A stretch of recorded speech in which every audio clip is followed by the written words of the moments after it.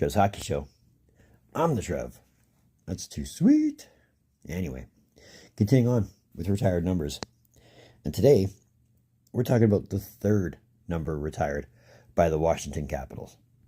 And today's topic, well, you could say it was part of the early mold of what a power forward was, but really he was more of an enforcer by nature. He was also a team captain. But more importantly, he was a huge contributor to the club's success when they're at their peak in the 1990s. And I mean, when the subject of tough enforcers comes along, this guy's usually not far in that topic. So today, we're talking about the number 32, which was worn in Washington by Dale Hunter. It's worth talking about. So let's talk about it. All right. So Dale Hunter's 12 seasons with the Washington Capitals begins on June 13th, 1987. And this was largely the result of a draft day trade deal that saw the Quebec Nordiques trade Hunter along with Clint Malarchuk to the Washington Capitals in exchange for Guy Duchesne and Alan Hayworth, as well as the Washington Capitals' first-round pick in that year's draft. Now, that first-round pick in 1987 ended up turning into some guy named Joe Sakic, but that's a different video for a different day. Now, by the time Hunter was acquired, he was already a vet of 7 seasons, with a very intimidating presence, and more importantly, had playoff experience, something the Capitals were desperately trying to get more of, as they were in a string of making the playoffs for 5 straight seasons, after having not made the playoffs for pretty much the bulk of their early existence. Hunter's first game in a Capitals uniform was on October 8th, 1987, where he managed to get his first point in a Capitals uniform in a 4-3 loss to the Boston Bruins. His first goal as a Capital would come 9 days later in a two-goal game that ended up being a 4-3 win against the New York Rangers. But what he did best was be the enforcer for the team, as he put up a team record 240 penalty minutes to go along with his 59 points in 79 games played to help the Capitals advance to the playoffs. Now, in said playoffs, Hunter would prove to be clutch in clutch scenarios, scoring the overtime winner in a Game 7 of the Patrick Division semifinals to eliminate the Philadelphia Flyers before luck ran out and the Capitals were eliminated in 7 games against the New Jersey Devils. But all told, in 14 playoff games, Hunter would set career highs in goals with 7 and points with 12. So all told, other than a not quite that long playoff run, not a bad first season at all. The 1988-89 season would see the Capitals have a much better season, finishing first in the Patrick Division for the first time in team history that ever saw them clinch a division championship, and the only time with Hunter in the lineup, with Hunter adding 57 points in a full 80-game schedule. In the playoffs, though, in what ended up being a rematch of last season's Patrick Division semifinal, the results didn't exactly repeat like the 1988 playoffs. There, the Capitals would end up losing the series in 6 games, with Hunter adding only 4 assists, but still leading the team in penalty minutes with 29 in those 6 games. 1989-90 would see Dale Hunter be given the A for the alternate captain role before the start of the season, and also see Hunter take his second career penalty shot against the Pittsburgh Penguins, only this one didn't result in a goal. The Capitals ended up having another strong season, advancing to the playoffs after finishing third in the Patrick Division, with Hunter adding 62 points in another full 80-game schedule. Now in the playoffs, the Capitals would make a nice little run of it, first eliminating the New Jersey Devils in 6 games, then eliminating the New York Rangers in 5 to advance to the Wales Conference Finals for the first time in team history. Unfortunately for the Capitals, though, they came up against the President's Trophy champions in the Boston Bruins, where they just happened to run out of complete juice, being outscored 15-6 in a 4-game sweep against the eventual Stanley Cup Finals. In those 15 games, Hunter would finish third in team scoring, matching his career high in points with 12. The 1990-91 season would again be another strong season for the Capitals, who had the league's best penalty kill during the regular season, allowing only 44 goals for it turned out to be an 86% on the penalty kill. The Capitals would again make the playoffs, with Hunter adding 46 points in 76 games. In said playoffs, the Capitals were hoping to replicate the success or do even better than last season, managing to eliminate the New York Rangers in 6 games before meeting the Patrick Division champs and the Pittsburgh Penguins, who were really nothing short of dominant, outscoring the Capitals 21-11 in 5 games on their way to their eventual Stanley Cup championship. But in 11 playoff games, Hunter would lead the team in points with 10, which included a career-high 9 assists, as well as leading the team in penalty minutes with 41. 1991-92 was, again, another strong season for the Capitals, but despite finishing second in the Patrick Division, they weren't shut out in any regular season or playoff game all season. For Dale Hunter, it was a kind of a nice little season, as he got to play with his brother Mark very briefly during the season. It would also see Hunter score his first hat trick as a Capital, or the 4th in his career, on the way to finishing second in team scoring with 78 points in 80 games played. So again, you can see where the offensive nature in this enforcer is starting to kick in. Part of those 78 points was also a career-high matchup of 28 goals. Now in the playoffs, the Caps had the unfortunate privilege of meeting the defending Stanley Cup champs in the Pittsburgh Penguins, and, well, the Caps kept it close. They couldn't manage to shut down the offense, losing in a very hard-fought 7 games to the eventual back-to-back Stanley Cup champions, with Hunter contributing 5 points. The 1992-93 season would turn out to be Hunter's best season in his career, which in turn would be another great year for the team. Hunter would play in his 1,000th NHL career game on April 12, 1993, and would finish the season tied for 3rd in team scoring with a career-high 79 points, which also included a career-high 59 assists, to help the Capitals finish 2nd in the Patrick Division. Now, this would also be the first season since the 1986-87 season where Hunter got less than 200 penalty minutes when he managed to contribute 198. Now, in the playoffs, the Capitals would meet the New York Islanders, and this would see Hunter score his first playoff hat trick in a Game 2 loss. But despite keeping the series close, the Capitals couldn't contain the Islanders, losing in 6 games, with Hunter leading the Caps in scoring with 8 points, which included matching his career high in 7 goals. Unfortunately for Hunter, though, thanks to a late hit in Game 6, his performance would be overshadowed, and it would cost him in the next season. That cost being a 21-game suspension. But after serving that 21-game suspension, Hunter came back in the 1993-94 season to help the Capitals get back to playoff contention after a very slow start. And thanks to NHL realignment at this time, divisional placement is everything at this point. But the Capitals did end up finishing 3rd in the Atlantic Division, with Hunter adding 38 points in 52 games to help the Capitals finish 7th in the Eastern Conference, which still got them in the playoffs. Now, in the playoffs, the Capitals managed a rare feat for the team anyway, as this would be the first year the Capitals managed to eliminate the Pittsburgh Penguins, as they eliminated them pretty easily in 6 games, but that's as far as luck would go, as the Capitals would then get eliminated by the eventual Stanley Cup champions in the New York Rangers in 5 games. Now, Hunter would only play in 7 playoff games and added 3 assists to the process. And then we had our first lockout. Now, thanks to that lockout, the NHL only played a 48-game schedule. But when the regular season did kick off, Dale Hunter would be named the 8th captain in Washington Capitals team history, a letter he would wear for the duration of his time with the Capitals. And even though the Capitals did start the season slow, they did manage to rebound quite nicely, managing to finish 3rd in the Atlantic Division, with Hunter adding 23 points in 45 games, which also included a career-low 101 penalty minutes. But I imagine, if there was more than 48 games played, that would have been a different story. Now, in the playoffs, the Capitals nearly replicated their playoff luck from last season. Nearly, and I mean that very loosely. They held the Pittsburgh Penguins to a 3-1 series lead, almost had them by the neck, before blowing the last 3 games of this series, being outscored 16-6 in that time span. Now, in 7 games played, Hunter would tie for a team lead with 8 points.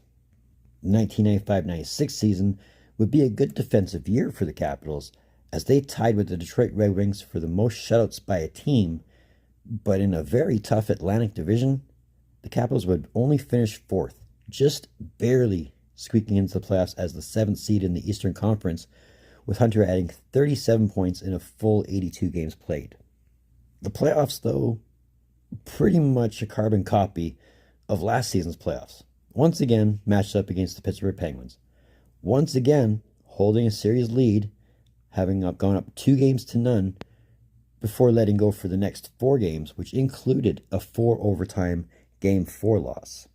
In 6 playoff games, Hunter tied for 2nd in team scoring, going a point a game in those 6 games. 1996-97 would be some very unfamiliar territory for the Capitals. Unfamiliar territory as in not good territory, as the Capitals would finish 5th in the Atlantic Division and missed the playoffs by only 2 points. Now, not only was it the first time in 15 years the Capitals would fail to make the playoffs, it would be the first time they would fail to qualify with Hunter in the lineup. And for Dale Hunter, it would be the first time in his career he wouldn't be playing playoff hockey. But for Dale Hunter, it wasn't all that bad a season, as Hunter would play in his first and only NHL All-Star game in his career. And in a full 82 games played, Hunter would contribute 46 points, including a team-leading 32 assists. The 1997-98 season would be memorable for a few reasons. One, the Capitals would return to playoff form, finishing 3rd in the Atlantic Division, which was good enough for 4th in the Eastern Conference. And for 2, Hunter would record his 1,000th career point with an assist on January 9th, 1998, making him one of 3 Washington Capitals to hit the 1,000 point mark in a season. The only time in NHL history that a team has had 3 players record 1,000 points in the same season. At the time, Hunter had the record for requiring the most games to get to 1,000 points, having done so in 1,308 games. But like most records, that was eventually broken. All told, Hunter would add 26 points in a full 82 games played, which also included, for you Trivial Pursuit buffs, his last goal as a Washington Capital on April 18th against the Carolina Hurricanes. Now in the playoffs, this would be the height of Capitals' peak here, as they would make a run of it. The Capitals would eliminate the Boston Bruins in 6 games, with 3 of those games needing 1 or more overtimes, before outscoring the Ottawa Senators 18-6 in 5 games to advance to the Eastern Conference Finals. There, they would be matched up against the Buffalo Sabres, and much like the series against the Bruins, this one went 6 games, with 3 of them needing overtime, but the Capitals would come out of it the winners to advance to the Stanley Cup Finals for the first time in franchise history. Editor's side note, it just goes to show, when the Capitals aren't playing against the Penguins, they usually have better luck. Unfortunately for the Capitals, though, they'd be playing against the defending Stanley Cup champs in the Detroit Red Wings, who are playing with a very deep purpose. And despite being very heavy underdogs, the Capitals kept the first 3 games very close, only losing each game by 1 goal. But alas, momentum can't always go one's way when they want it to, and the Capitals would fall victim to that dreaded 4-game sweep to lose the Stanley Cup to the now back-to-back Stanley Cup champs, with Hunter adding 4 assists in 21 games. Now this would mark it as the furthest the Capitals would make it in the playoffs with Hunter in the lineup, but also be the closest that Hunter ever got to a Stanley Cup.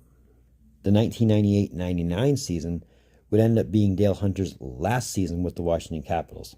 And while the intention had to be making a run back to the Stanley Cup Finals, sometimes intention just isn't enough, as the Capitals fell very far in the standings very fast and never really recovered.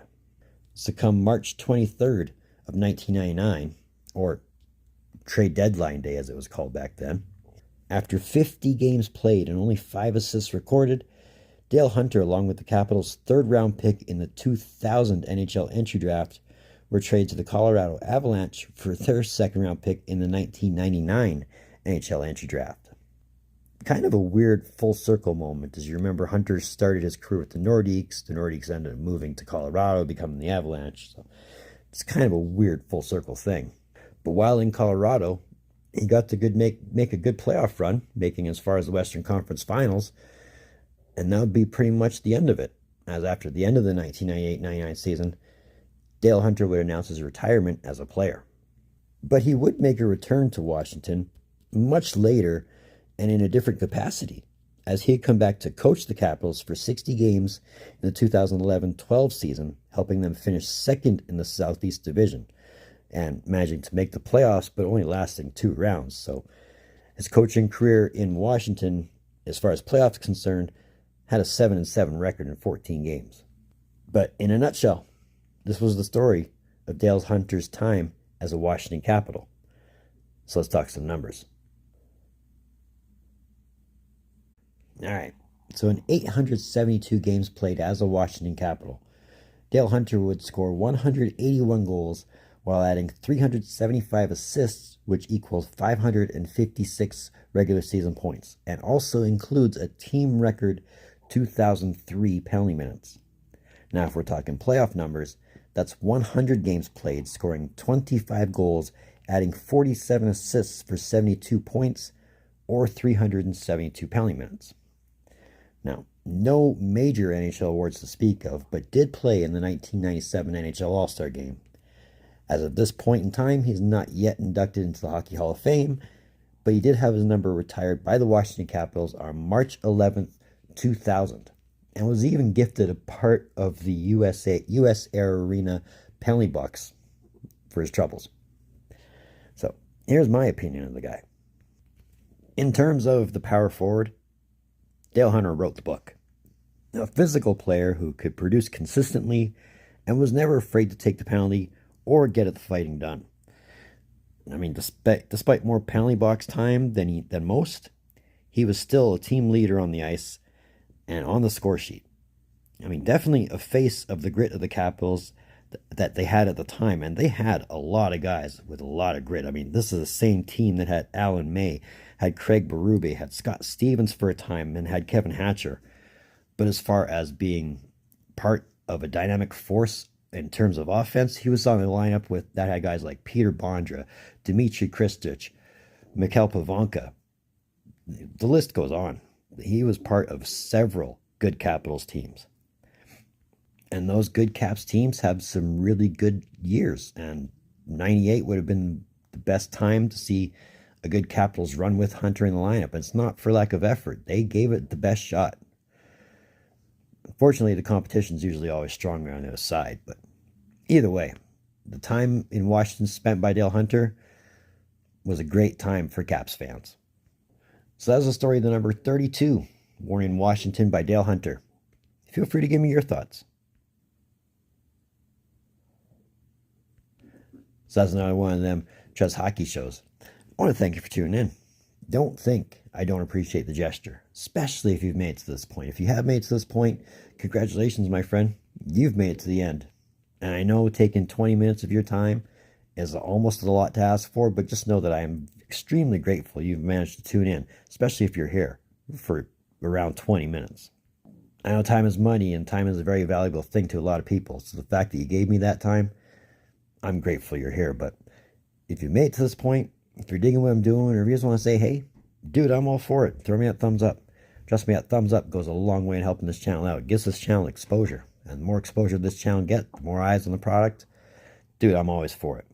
But what would really help this channel out, to go along with the watch time, is that real red button. If you haven't, that one that says subscribe all over it, come on, if you haven't done so by now, feel free to hit it. Dude, it'll make you feel good. It'll make me feel good. It'll make the algorithm feel good. And I mean, we're making that push to 500 by the end of the year. Here's hoping we can get there. I mean, we're in the middle of March now, so can only hope for the best, right? Right.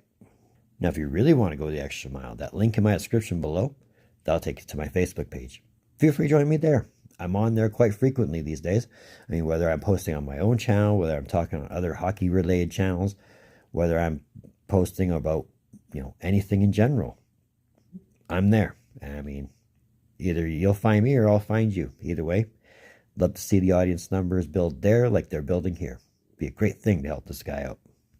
So moving forward, in terms of retired numbers, well, we still got a lot to cover. I mean, I'm still playing catch up from a couple of years ago, so I'm hoping I can keep pumping out retired numbers at a very consistent pace, but we'll see what happens when we get there, right? But either way, in the meantime, and in between time, be looking for some Trev. Later.